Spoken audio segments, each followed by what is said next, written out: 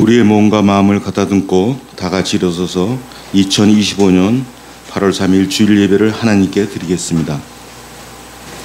너희는 여호와께 감사하며 그의 이름을 불러 아뢰며 그가 행하신 일을 만민 중에 알릴지어다. 그에게 노래하며 그를 찬양하고 그의 모든 기사를 전할지어다. 그의 성호를 자랑하라. 여호와를 구하는 자마다 마음이 즐거울지로다. 하나님은 영이시니 예배하는 자가 영과 진리로 예배할지니라.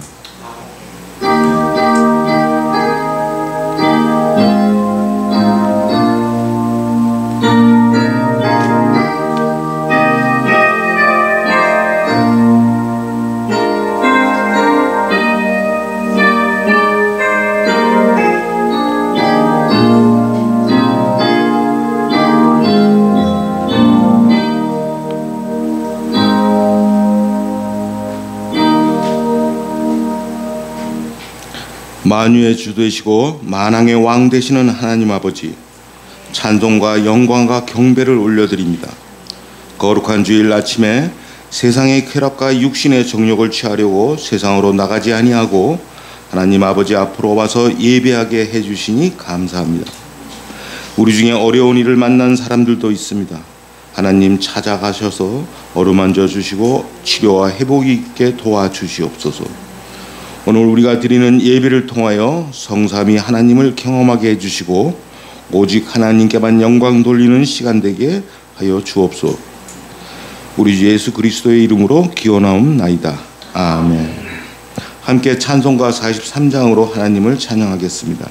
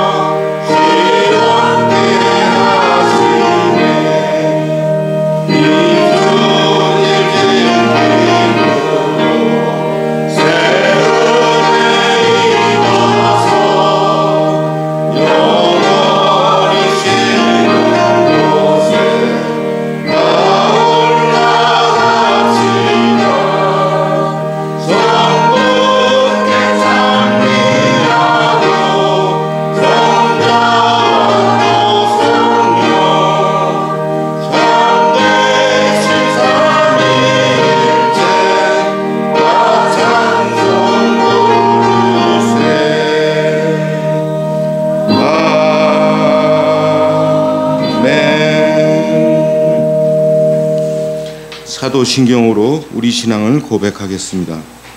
나는 전능하신 아버지 하나님 천지의 창조주를 믿습니다. 나는 그의 유일하신 아들 우리 주 예수 그리스도를 믿습니다. 그는 성령으로 잉태되어 동정녀 마리아에게서 나시고 본디오 빌라도에게 고난을 받아 십자가에 못 박혀 죽으시고 장사된 지 사흘 만에 죽은 자 가운데서 다시 살아나셨으며 하늘에 오르시어 전능하신 아버지 하나님 우편에 앉아 계시다가 거기로부터 살아있는 자와 죽은 자를 심판하러 오십니다. 나는 성령을 믿으며 거룩한 공교회와 성도의 규제와 죄를 용서받는 것과 몸의 부활과 영생을 믿습니다. 아멘. 오늘은 시편 107편 1절부터 8절 말씀을 교독하겠습니다. 여호와께 감사하라. 그는 선하시며 그 인자하심이 영원함이로다. 여호와께서 대적의 손에서 그들을 속량하사 그들이 광야 사막길에서 방황하며 거주할 성읍을 찾지 못하고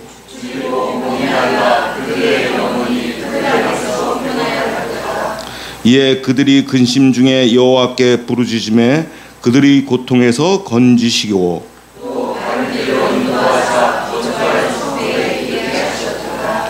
여호와의 인자하심과 인생에게 행하신 기적으로 말미암아 그를 찬송할지로다. 모두 자리에 앉으시기 바랍니다. 찬송가 390장으로 찬송하겠습니다.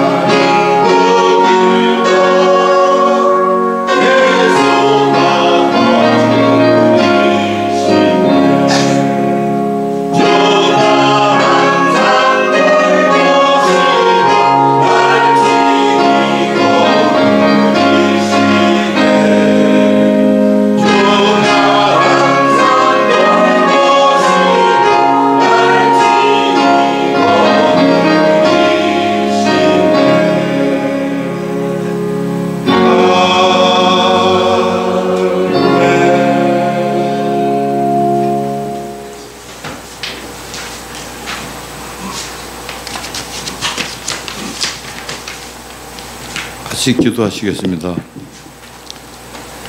참으로 무서운 폭염이 지속되는 날들입니다. 이러한 무더위 속에서도 저희들에게 건강을 주시고 돌봐주셨으며 우리에게 약속하신 거룩한 주일을 허락하시어 주의 거룩한 보좌 앞에 나와 예배드리게 하시는 은혜에 감사를 드립니다. 이 시간이 주님 앞에 겸손한 마음으로 온 정성을 다하여 바치는 예배가 될 수 있도록 드리는 예배가 될 수 있도록 주 인도하여 주시옵소서. 지난 한 주간도 주님의 자녀답게 살지 못하고 주님을 앞세우지 못한 삶을 살아왔음을 고백합니다. 세상 속에서 사람들과 부딪혀 살면서 조금 더 서로를 이해하지 못하고 서로를 용서하지 못하며 서로를 사랑하지 못한 삶을 살아가는 우리 자신을 봅니다. 이러한 우리를 긍휼히 여기셔서 말씀 안에서 좀 더 담대히 살아갈 수 있도록 힘을 주시옵소서. 내 본의로 살아온 것을 회개하며 주님의 말씀을 본받아 살아가는 저희가 되게 하여 주시옵소서. 저희 중에는 병마와 싸우거나 가정의 여러 가지 문제와 경제적인 문제로 고민하고 간구하는 성도들이 있습니다. 부디 이들의 기도에 귀 기울이셔서 주께서 들어주시고 친히 응답하셔서 어떠한 어려움을 당하거나 낙심할 때에도 주님의 자녀답게 흔들리지 않고 힘을 잃지 않으며 말씀과 기도로 지혜롭게 이길 수 있도록 하여 주시옵소서. 말씀을 전하신 목사님의 말씀을 통해 하나님의 말씀을 바르게 알고 이해할 수 있도록 믿음을 허락하시고 연약한 심령들이 안전된 생활을 누리게 하시며 무엇보다 목사님의 건강을 살펴주시옵소서. 말씀을 전하신 매 순간마다 건강을 허락하여 주셔서 살아있는 말씀 전할 수 있게 하여 주시옵소서. 마치는 시간까지 주님 함께 하시기를 간절히 바라오며 예수님의 이름으로 기도드립니다. 아멘.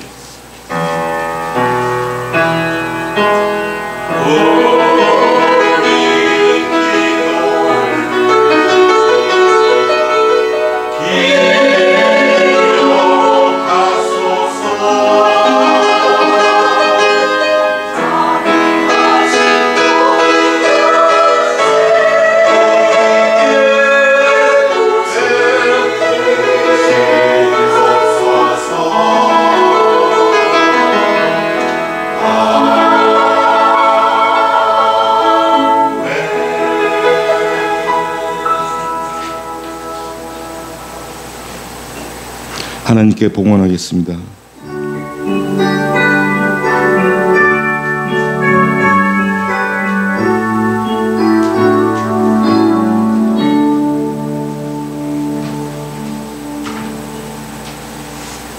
기도드리겠습니다.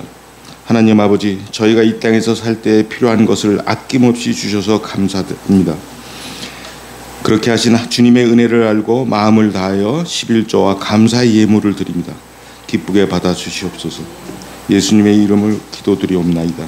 아멘.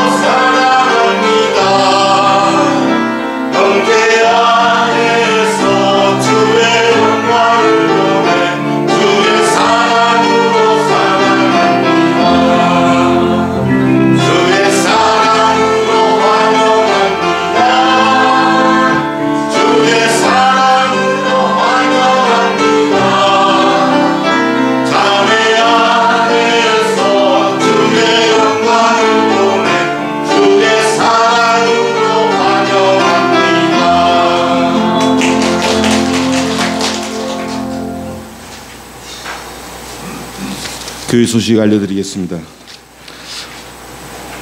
이거 아닌가?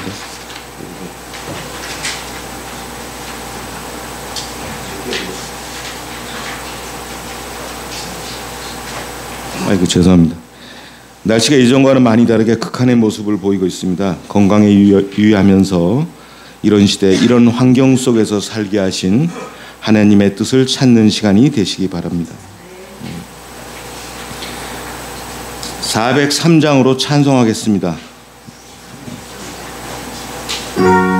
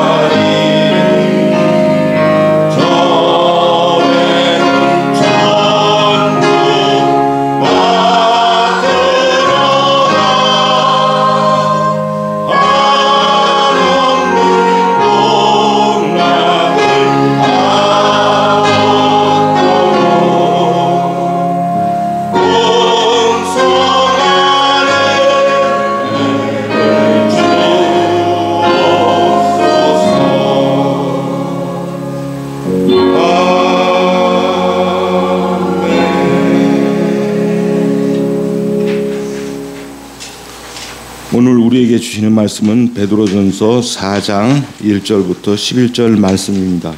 신약성경 381쪽입니다.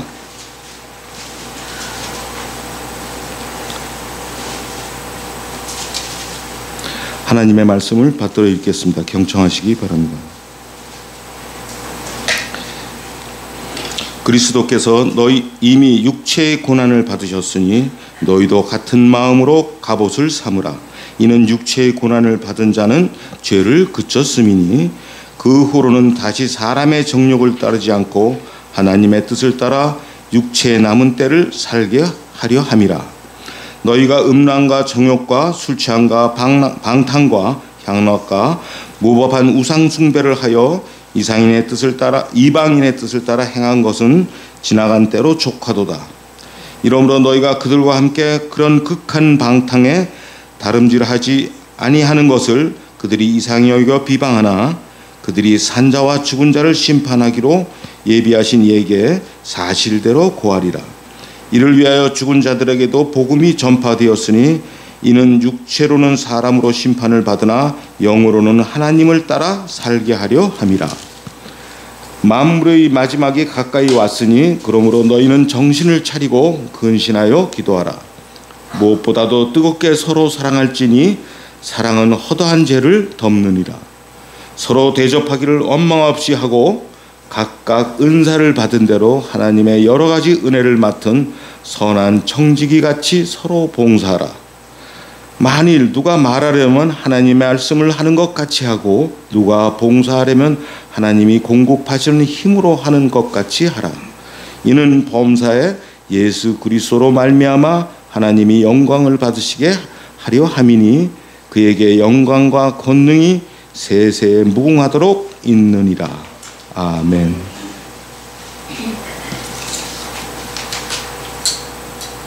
내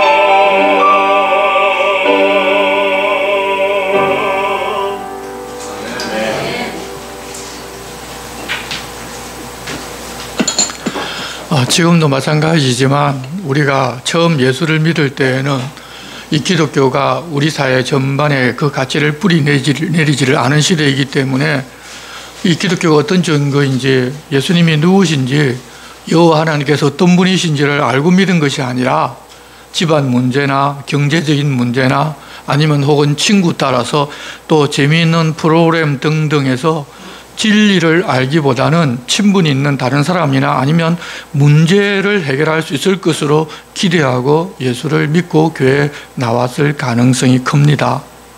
그런데 그렇게 믿고 나서 교회에서 가르치는 기독교 진리는 그것들과는 비교도 안 되는 죄의 용서와 영원한 생명을 얻고 하나님의 자녀가 되어서 부활의 첫 열매인 예수님과 함께 하나님께 속한 것을 상속받아서 영원히 산다는 것을 알려주셨습니다. 그뿐만 아니라 우리들은 이 땅에서 잘 먹고 잘 살고 좀 평안하게 살 것을 기대하고 예수 믿고자 하고 교회 열심히 나오고자 하는데 오히려 이 땅에서는 환난을 겪는다고도 알려주셨습니다. 그렇지만 이 세상과는 전혀 다른 하나님 나라가 우리에게 주어지기 때문에 우리는 주님을 본받아 주님 걸어가셨던 그 고난의 길을 뒤따라 가는 것입니다. 물론 우리들 각자에게 맡겨진 사명을 따라 우리가 이 땅에 살 때 필요한 모든 것을 우리 주님이 다 책임져 주시고 또 성령께서 우리와 함께 하시면서 우리를 도우셔서 그렇게 살 수 있게 해주시는 것이지 내가 내 힘으로 그렇게 살아가는 것이 아닙니다. 그리고 또한 하나님께서 우리로 하여금 그렇게 살게 하시는 이유가 있습니다. 비록 우리가 이 땅에서 살고는 있지만 하나님의 백성이 되었으니 하나님 나라의 가치를 추구하고 그 가치가 어떤 것인지를 아직 하나님이 누구신지 하나님 나라가 어떤 곳인지를 알지 못하는 사람들에게 보여주라는 제사장의 역할을 하나님께서 기대하시기 때문입니다. 그런데 우리는 그것보다는 하나님을 믿는 우리가 이 땅에서 잘 먹고 잘 살면 세상 사람들도 그런 우리를 보고서 하나님을 믿고 교회 나올 것이 아니냐고 그렇게 생각할 때가 굉장히 많습니다. 하나님께서는 그런데 이스라엘 백성들을 통하여 그렇게 보고자 하셨는데 사람은 그게 안 된다는 것을 역사를 통해서 알려주셨습니다. 척박한 이 가나안 땅에 살면서도 이스라엘이 하나님을 바르게 섬기고 하나님과 함께 살면 다윗 시대, 솔로몬 시대와 같은 그런 시대가 온다는 것을 보여주셨지만 사람은 결국 하나님보다는 쾌락을 사랑해서 그 길로 가버렸고 지금도 이 세상에서 살아가는 모습을 보면 모두가 다 마찬가지라는 것을 알 수가 있습니다. 결국 풍요와 쾌락을 준다고 그 사람이 그렇게 하나님께로부터 받았으니 하나님 중심으로 사는 것이 아니라 오히려 하나님을 떠나서 그것을 추구하면서 살기가 더 쉽다는 것입니다. 이스라엘 역사를 볼 뿐만 아니라 우리 자신을 보아도 그렇습니다. 예전에 우리 민족, 우리 교회, 우리 믿는 사람들이 어렵고 힘들 때에는 그 문제를 해결해 보고자 사실 교회에 1000만 명이 나온다는 이야기가 있었는데 지금은 죄송하지만 공식적으로는 400만 명, 좀 많이 보태어서 교회에서 이곳 이 교회 저 교회에서 두 교회에서 등록을 해서 그냥 명목상으로 올라온 사람도 있기 때문에 600만 명이라고 하는데 사실 400만도 지금은 안 되는 것 같습니다. 우리가 좀 잘 살게 되자 이렇게 된 것입니다. 여러분, 지금은 말세입니다. 말세란 그런 세상을 추구하는 가치로 살아야 할 때가 아니라 곧 이 말 하나님 나라를 준비하면서 살 때라는 말입니다. 그렇다고 우리가 이 세상의 모든 것을 다 포기하고 살라는 것이 아닙니다. 이단들은 임박한 환란을 외치면서 말세에는 세상 것들을 포기해야 한다면서 그래야 하나님 은혜를 받고 하나님께 사랑받는다고 미혹하지만 오히려 믿지 않는 사람들 앞에 어서 어떻게 살라고 하나님 부탁하셨는지를 잊어버리게 만들어버립니다. 하지만 이제 우리들은 하나님 말씀을 통하여 하나님 우리에게 부탁하신 것이 무엇이고 어떻게 사는 것이 주님을 맞이할 준비를 하며 사는 것인지를 바르게 알고 또 교회 공동체를 통해서는 구원받을 자격이 없는 내가 구원을 받은 것처럼 부족하게 보이는 형제나 자매도 하나님 그들도 역시 구원받을 자격이 없지만 하나님 은혜로 구원하셨다는 사실을 깨닫고 오직 주님만이 주인이시고 나를 높이는 것은 교만이라는 것을 우리가 교회 공동체를 통해서 배워가는 것입니다. 우리는 이 교회 공동체를 통해서 내가 주인 되고자 하는 죄에 내가 매여 있고 빠져 있다는 것을 깨달아 알고 배워야 합니다. 그런 삶의 과정을 통하여 이 시대에 우리를 이곳에 두신 주님의 뜻을 더 잘 알아가며 우리 주님을 뒤따라 살아가다 보면 주님 우리에게 약속하신 것들을 우리는 결국 얻게 될 것입니다. 하나님께서 약속하셨기 때문입니다. 그러니 현실에 어려움과 고난이 있다고 우리 주님 우리에게 부탁하신 것을 포기하지 말고 끝까지 견디고 이기자는 것입니다. 그렇게 권하고자 베드로가 이 베드로 전서를 보내었습니다.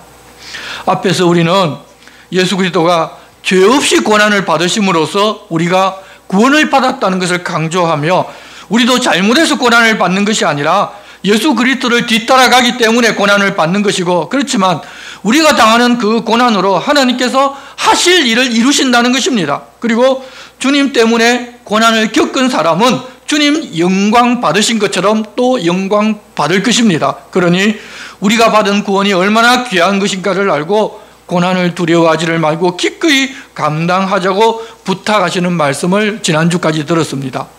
오늘은 그 말씀에 이어서 주님이 대신 죽어서 구원 얻은 우리들인데, 그러면 그 은혜를 입은 우리가 어떻게 사는 것이 옳은 것인지를 우리로 하여금 돌아보게 하십니다. 오늘 봉독한 1절 말씀입니다. 그리스도께서 이미 육체의 고난을 받으셨으니 너희도 같은 마음으로 갑옷을 삼으라. 이는 육체의 고난을 받은 자는 죄를 그쳤음이니 그 후로는 다시 사람의 정욕을 따르지 않고 하나님의 뜻을 따라 육체의 남은 때를 살게 하려 함이라. 너희가 음란과 정욕과 술취함과 방탕과 향락과 무법한 우상숭배를 하여 이방인의 뜻을 따라 행한 것은 지나간 때로 족하도다. 여러분, 우리가 죄를 그치고자 하면 죽어야 비로소 죄를 그치지, 그렇지 않고 우리는 숨이 넘어가는 그 순간까지도 죄를 그치지를 못합니다. 우리가 죄인이기 때문에 그렇습니다. 그런 우리를 위하여 대신 고통당하고 죽으신 분이 계십니다. 그리스도인은 성령님을 통하여 그 사실을 믿고 본 사람들입니다. 내가 그렇게 고통당하고 죽어야 할 그런 죄인인데 내 눈앞에서 나 대신 다른 분이 그렇게 되셨고 그 때문에 내가 지금을 살고 있다면 어떻게 살아야 하겠느냐는 것입니다.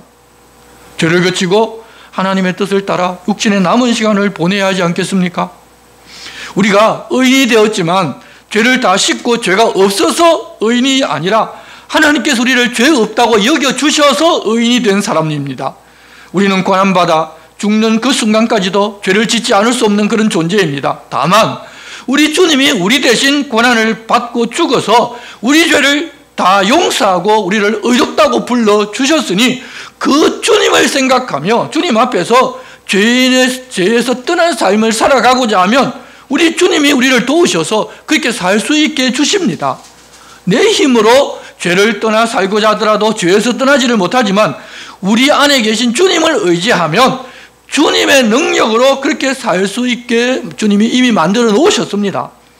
그렇게 살지 못한다고 정죄하지를 않으시지만 그럼에도 이제부터는 그렇게 한번 살아보라는 것입니다. 이전에는 우리도 죄인들과 똑같이 살았습니다. 어쩌면 우리는 믿는다고 했지만 하나님께서 어떤 삶을 우리에게 살아달라고 부탁하셨는지를 모를 때에는 세상에서 돈 많이 벌고 높은 자리에 올라가서 복 많이 받는 것을 목적으로 살면서 삶은 믿지 않는 사람들과 똑같았을 수도 있습니다. 하지만 말씀을 통해서 예수 그리스도를 믿는 것이 무엇인지를 알고 나서부터는 그렇게 살지를 않습니다. 그러니 세상 사람들은 그런 우리를 자기들과 다르다고 이상하게 여기고 오히려 비방합니다. 하지만 그들이 하는 비방은 우리가 자기들처럼 죄 가운데 살지를 아니하고 죄에서 떠난 삶을 살고자 하기 때문에 비방한다는 것을 하나님 앞에 보고하는 것입니다. 그렇다면 그런 비방이나 멸시가 우리를 힘들게 하는 것이 아니라 우리가 주님을 따라 의롭게 살고자 최선을 다하고 있다는 것을 증명해 주는 것이지 않습니까? 그래서 그리스도를 인하여 욕을 먹는 자는 복이 있다고 산상수훈에서 말씀하신 그대로 우리에게는 복이 있는 것입니다. 그렇게 주님이 산자와 죽은 자를 심판하시는 주님이시기 때문에 지금 살아있지 아니한 사람들에게도 복음이 전해졌고 그들은 믿고 박해를 받았지만 믿음을 지키면서 살다가 육신은 죽었습니다. 그들은 그때부터 죄를 그치고 영으로 하나님을 따라 지금 살고 있는 것입니다. 육신이 없으면 죄의 소욕도 끝나고 영으로 하나님을 따라 영원히 살게 되기에 육신의 죽음조차도 그리스도인들에게는 다 유익합니다. 그렇게 육신의 죽음을 두려워할 이유가 없기 때문에 박해가 와도 기꺼이 성도들은 순교하는 것입니다.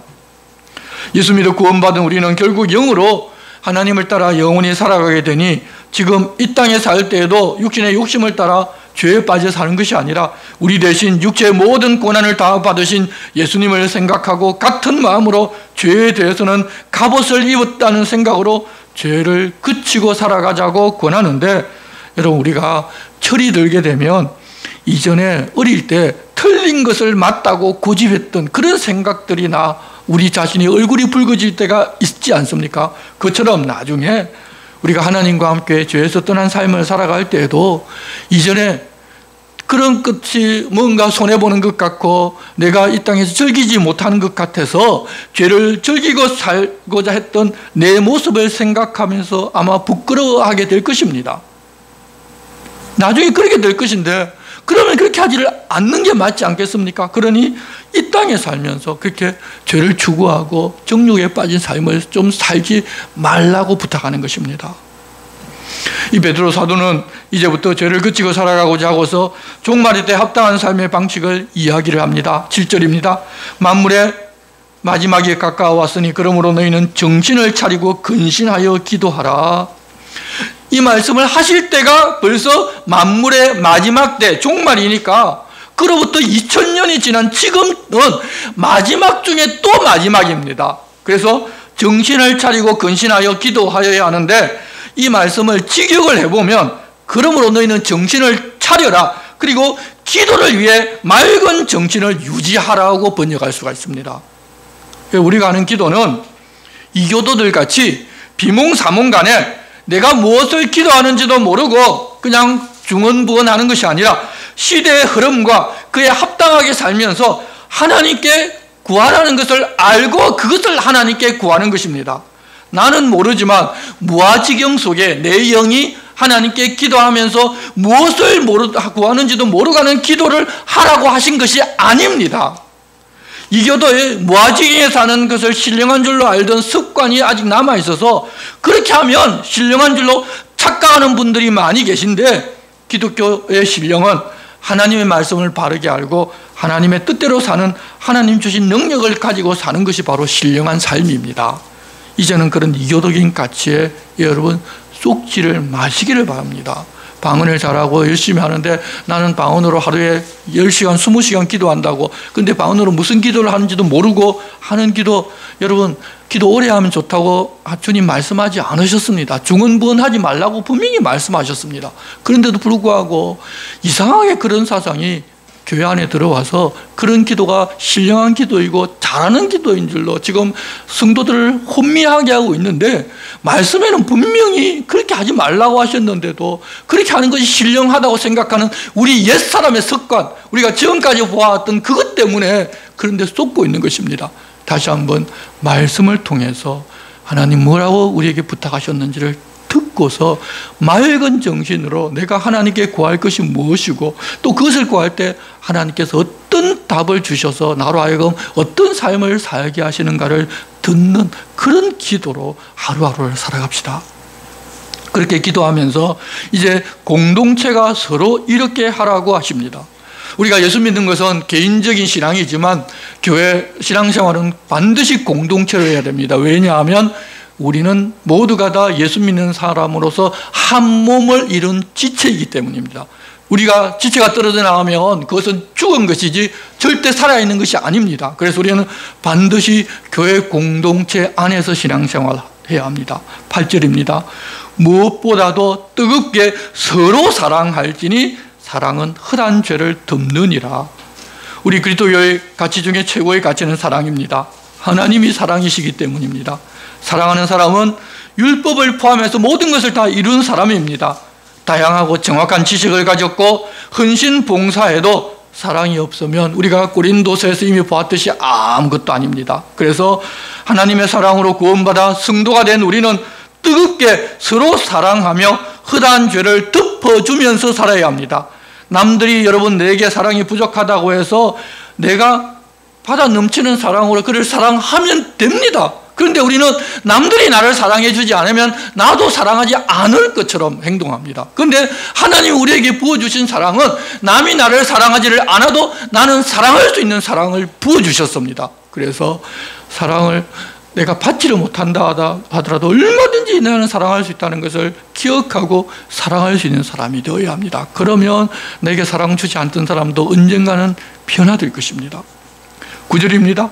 서로 대접하기를 원망 없이 하고 각각 은사를 받은 대로 하나님의 여러 가지 은혜를 맡은 선한 청지기같이 서로 봉사하라.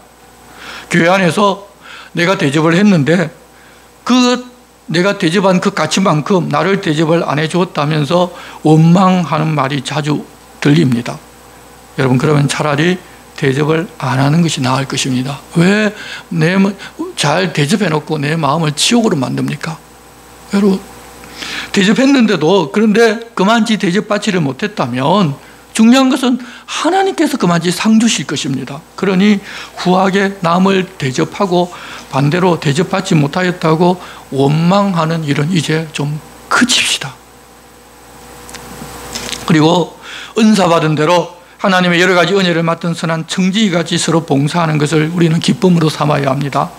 봉사할 수 있는 능력을 하나님 주셨기 때문에 내가 봉사하는 것이지, 그렇게 하나님 받은 것으로 봉사를 하면서 내가 했으니 다른 사람도 내게 당연히 그렇게 해야 한다고 요구하는 것은 하나님께 받은 것을 가지고 남에게 봉사해놓고 그것을 가지고 자기를 위해 사용하는 것에 불과합니다.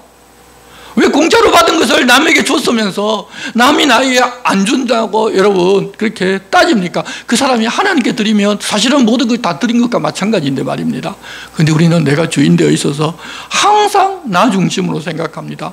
그리고 내가 하나님께로 받은 것도 내 것으로 생각합니다. 이제는 그런 데서 떠나 좀 성숙한 신앙을 가져야 합니다. 또한 받은 만치 봉사하지 않는 것은 그렇지 않는 사람과 그 사람과 하나님과의 문제이지 내가 뭐라고 말할 것이 안 됩니다. 하나님 은혜로 그저 은사를 주셨으니 받은 만큼 서로 봉사하는 것이 아름다운 그리스도인의 삶인 것만 생각하고 나는 받았으니 내가 봉사하는 것으로 끝나지 다른 사람들이 내게 주지를 않으니까 내게 봉사하지를 않으니까 그것 때문에 원망하고 불평하지 마시기를 바랍니다. 여러분, 받은 은혜를 알면 하나님 앞에 또 성도들을 위해 봉사하지 않고는 견딜 수가 없습니다. 그래서 하나님의 은혜를 아는 것이 먼저입니다. 그렇지 않고 봉사를 먼저 시작하게 되면 사람들은 항상 이렇게 끝에는 원망과 불평이 남게 됩니다. 그래서 하나님 은혜를 먼저 깨달아 할 때까지 하나님은 기다려 주시는 것입니다. 하나님이 기다려 주시니 우리도 함께 기다려 주면서 그 사람이 하나님 은혜를 깨닫고 또 다른 성도들에게 아무것도 자기에게 바라는 것도 없이 봉사할 수 있는 그런 사람이 되게 해달라고 함께 기도해 주시면 그것이 하나님 앞에서 선한 일입니다. 11절입니다.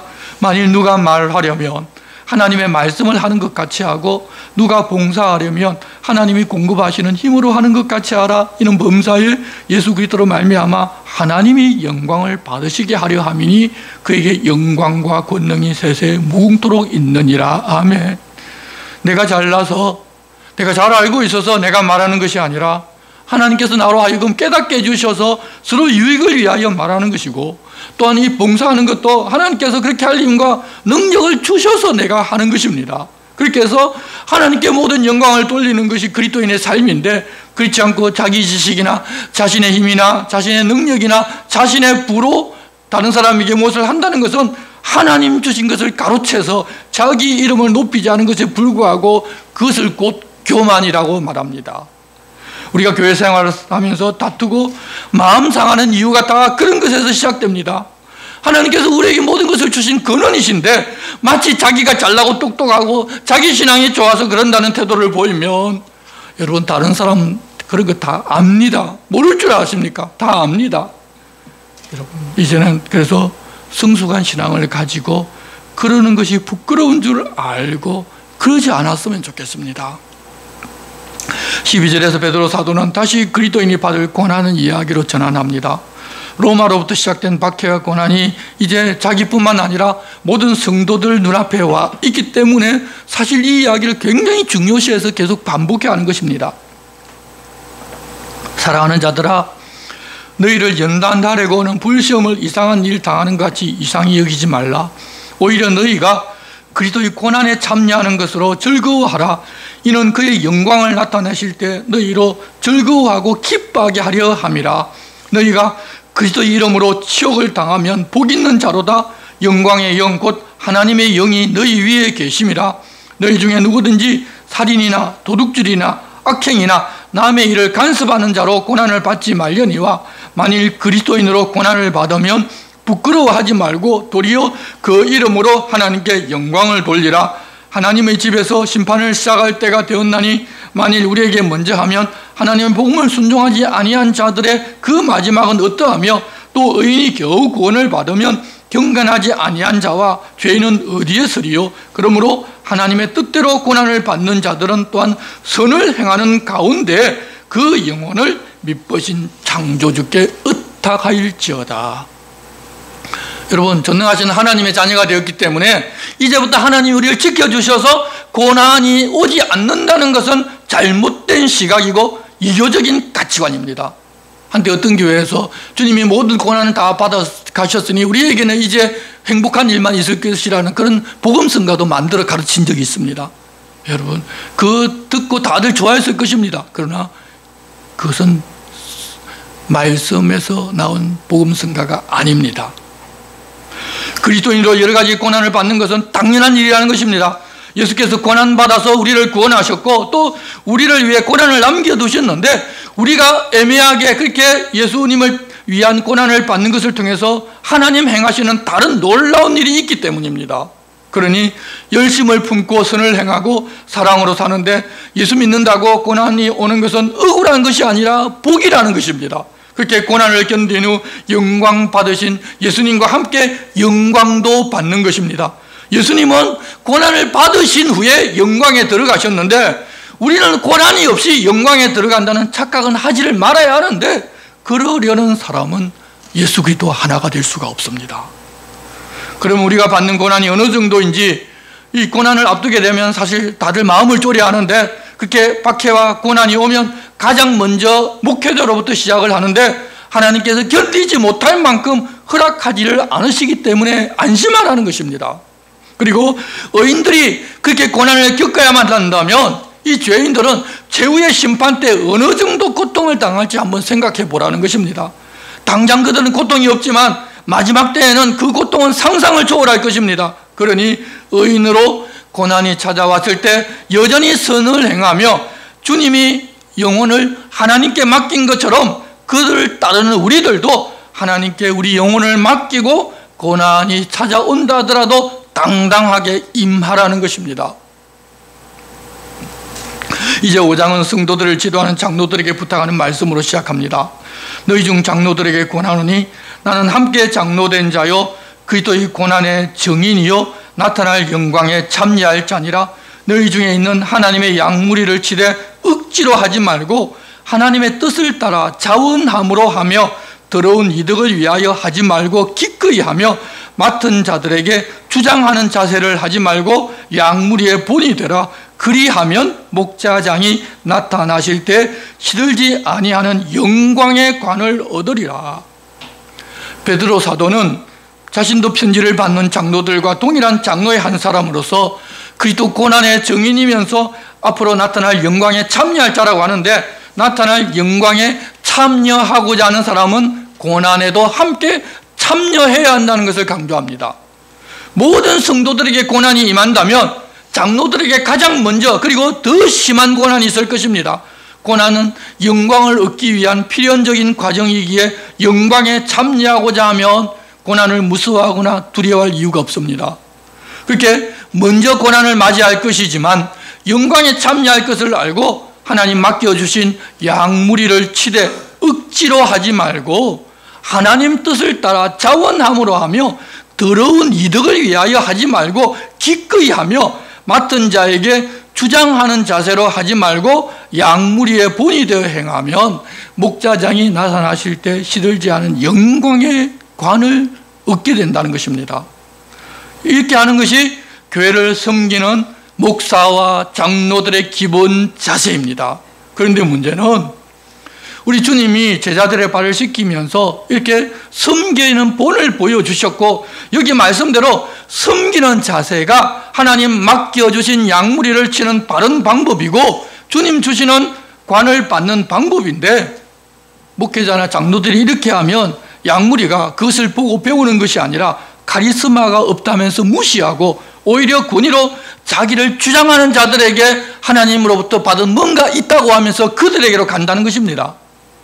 하나님으로부터 능력과 권세를 받았기 때문에 그리 한다고 믿으면서 말입니다.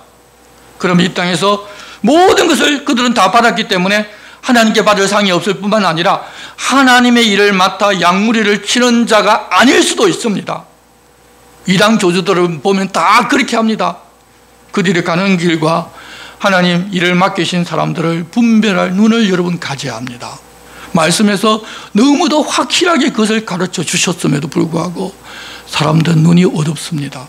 그래서 목회자가 카리스마 있고 무슨 능력을 가지고 그런 사람이 하나님 보내신 자인 줄 알고 그런 사람에게 목매달고 따라가다가 여러분 그들과 함께 사망의 골짜기로 떨어질 수도 있습니다.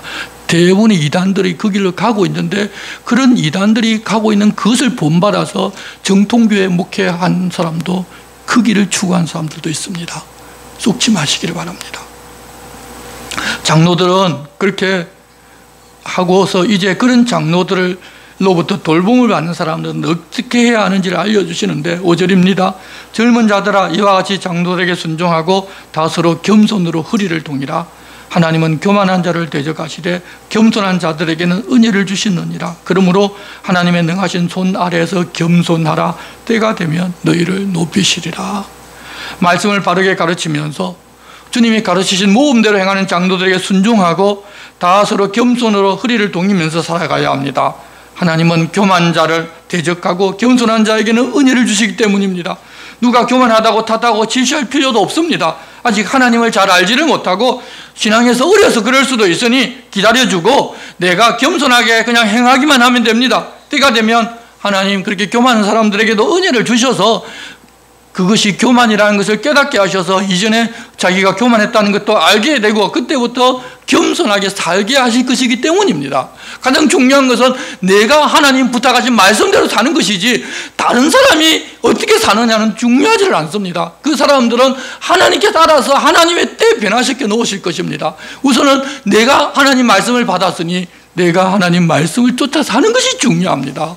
그런데 우리는 내가 사는 것이 중요한 것이 아니라 꼭 다른 사람은 왜 저 사람은 저러느냐고 저 사람은 왜 저렇게 교만하냐고 다른 사람에만 관심을 가집니다. 그래서 이제는 제발 좀 그런 여러분 다른 사람을 보고 탓하고 나만을 의롭다고 여기는 그런 바리새인 행동에서 좀 벗어나시기를 바랍니다. 그리고 겸손하게 살다 보면 하나님께서 높여주실 것입니다. 우리는 그렇게 하나님 앞에서 하나님의 뜻과 하나님의 시간대로 사는 하나님의 사람입니다. 그렇게 살면서 너희 염려를 다 주께 맡기라. 이는 그가 너희를 돌보심이라. 박해가 오고 고난이 찾아오더라도 그런 것에 대한 염려 자체를 그냥 주님께 맡기십시오. 예수 믿으면 고난이 오지 아니하고 염려 생기지 않는 것이 아닙니다. 오히려 우리가 바르게 믿고 잘 믿을수록 더 많은 고난과 염려가 생길 수 있습니다. 그렇지만 우리 주님이 우리를 돌보고 계시니 그 모든 것을 주님께 맡기고 오늘 주님과 함께 사는 즐거움을 누리시기를 바랍니다. 8절 근신하라 깨어라. 너희 대적 마귀가 우는 사자같이 두루다니며 삼킬 자를 찾나니 너희는 믿음을 굳건하게 하여 그를 대적하라. 이는 세상에 있는 너희 형제들도 동일한 고난을 당하는 줄을 알미라. 모든 은혜의 하나님 곧 그리스도 안에서 너희를 부르사 자기의 영원한 영광에 들어가게 하시니가 잠깐 고난을 당한 너희를 친히 온전하게 하시며 굳건하게 하시며 강하게 하시며 틀을 견고하게 하시리라. 권능이 세세무궁하도록 그에게 있을지어다. 아멘. 이제까지는 우리가 이 말씀대로 살지를 못했지만 이제 말씀을 들었으니 여러분 깨어나시기를 바랍니다. 대적마귀가 삼킬 자를 찾아 두루 돌아다니는데 그 마귀를 대적하면 우리는 이깁니다. 마귀, 귀신 워낙 건세 있고 사람은 감히 이기지 못한다고 마귀와 대적하면 진다고 생각하는데 하나님께서 성령님을 우리 안에 주셨기 때문에 우리가 마귀를 대적하고자 하면 마귀는 반드시 물러가야 합니다. 그런 권능을 가진 사람들이 우리들인데 우리는 늘 마귀의 유혹에 지고 마귀의 꿰매에 빠져서 하나님의 길, 주님의 길을 걷지 아니하고 계속 사람의 길을 걸어가고자 합니다. 그러나 주님의 도우심으로 얼마든지 마귀를 물리칠 수 있다는 사실을 기억하고 살아야 할 것입니다. 그리고 마귀는 나만 그렇게 괴롭히는 것이 아니라 믿는 다른 형제들 다 괴롭히니 왜 나만 이렇느냐는 생각은 하지 마시고, 고난이 있기는 하지만 하나님은 잠깐 고난 겪은 우리를 온전하게 하고 굳건하게 하고 강하게 하고 틀을 견고하게 하실 것이라는 것을 알고서 그 고난에 부딪히시기를 바랍니다. 결국 고난도 하나님은 우리에게 유익되게 사용하십니다. 그러니 그렇게 하시는 하나님을 찬양하고 권능과 영광을 돌리면 되는 것입니다. 베드로 사도는 고난의 시간이 아주 잠깐이라고 이야기를 합니다. 어쩌면 우리가 나면서부터 죽을 때까지 평생 고난을 받을 수도 있지만 우리에게 하나님 주실 영원이라는 그 시간에 비하면 정말 잠깐입니다. 그렇게 우리들은 영원을 이미 선물로 받았다는 것을 기억하고 잠깐 받는 이 고난에 담대하게 살아갑시다. 이제 베드로 사도는 마지막 인사를 합니다. 12절입니다. 내가 한 신실한 형제로 하는 실로아노로 말미암아 너에게 간단히 써서 권하고 이것이 하나님의 참된 은혜임을 증언하노니 너희는 이 은혜에 굳게 서라. 택하심을 함께 받은 바벨론에 있는 교회가 너에게 무난하고 내 아들 마가도 그리하느니라. 너희는 사랑의 입맞춤으로 서로 무난하라. 그리스도 안에 있는 너희 모든 이에게 평강이 있을지어다. 아멘. 이 당시에는 베드로가 실로아노, 마가, 요한과 함께 팀을 이루어서 이 바빌론 지역에서 전도 여행을 하고 있었던 것으로 보입니다. 그때 박해가 다가오니 자신도 언제 잡힐지 모른다고 생각하고서 실로아노에게 대피를 하게 해서 박해 앞에서 두려워하고 있는 성도들에게 격려의 편지를 보낸 것이 바로 이 베드로 전서입니다. 아마도 베드로는 이 편지를 보내놓고서 곧 자기는 잡힐 것으로 생각했을 것입니다. 성도 여러분, 이 땅에 소속되지 않는 우리들은 사실 언제 어떻게 어려운 일을 당할지 모르고 고난과 박해를 앞두고 살고 있다고 보아야 합니다. 그렇게 알고 있으면 어떤 어려운 일이 닥쳐오더라도 두려워하거나 그 고난을 이상하게 생각하지 않을 수가 있습니다. 그런데 그렇게 생각하는 것이 아니라 하나님 나를 지켜주시니 세상에서 만사 형통하며 모든 것이 다 잘 해결될 것이라고 그렇게 기대하고 사는 경우가 너무 많습니다. 그때 마귀가 조그만 일을 가지고 우리를 격동시키면 우리는 견디지를 못하고 나가 떨어지고 심지어는 믿음에서 떠나기까지 합니다.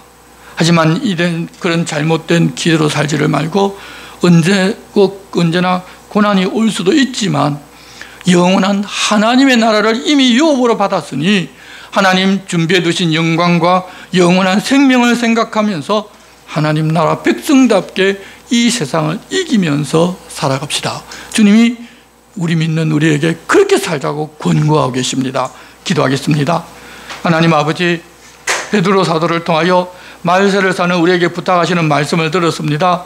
어려운 일을 만나고 고난과 환난이 오고 박해가 있을 때 그리스도인이 어떻게 그것을 받아들일지 알려주셨으니 그런 일이 있더라도 소란을 떨며 안절부절 못하는 것이 아니라 우리 안에 있는 주님 주신 온유하고 안정된 마음으로 그리스도의 남은 고난에 참여하는 것을 기뻐하고 이후에 주실 영광을 바라며 세상을 이기며 살아가게 주님 도와주시옵소서. 예수님의 이름으로 기도드리옵나이다. 아멘.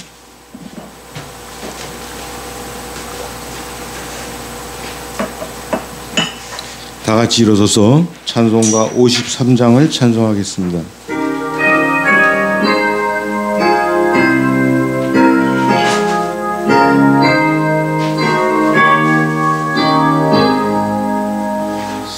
성도를 떠나가기 전